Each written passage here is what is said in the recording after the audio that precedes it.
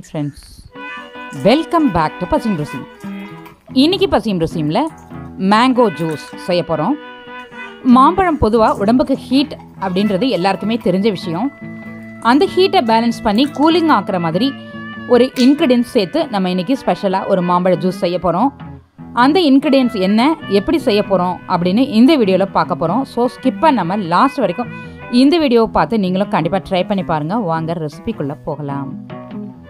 நல்ல பழுத்த இனிப்பு சுவை இருக்கக்கூடிய சின்ன சைஸ் மாம்பழம் ஒன்று எடுத்து தோல் நீக்கிட்டு இது மாதிரி குட்டி குட்டி பீஸாக கட் பண்ணி நம்ம மிக்ஸி ஜாரில் சேர்த்துக்கலாம். தண்ணி சேர்க்காம இது மாதிரி திக்காக அரைச்சி எடுத்துட்டு அதுக்கு பிறகு இது கூட ஒரு கிளாஸ் தண்ணி சேர்த்து திரும்பவும் அரைச்சிக்கலாம். ஸ்வீட்டான மாம்பழமாக இருக்கிறதுனால நான் நாட்டு சர்க்கரை எதுவும் சேர்க்கலை.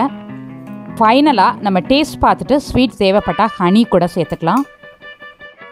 கிளாஸில் 3/4 அளவுக்கு நம்ம ப்ரிப்பேர் பண்ணி வச்சுருக்க ஜூஸை சேர்த்துக்கலாம். இது கூட 10 மணி நேரம் ஊற வச்ச பாதாம் பிசின் ஒரு கரண்டி சேர்த்துக்கலாம்.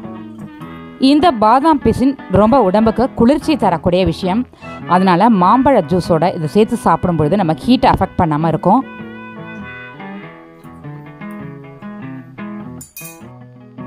லைட்டாக கூலிங்காக இருக்கிறதுக்காக ஐஸ் க்யூப் சேர்த்துக்கலாம்.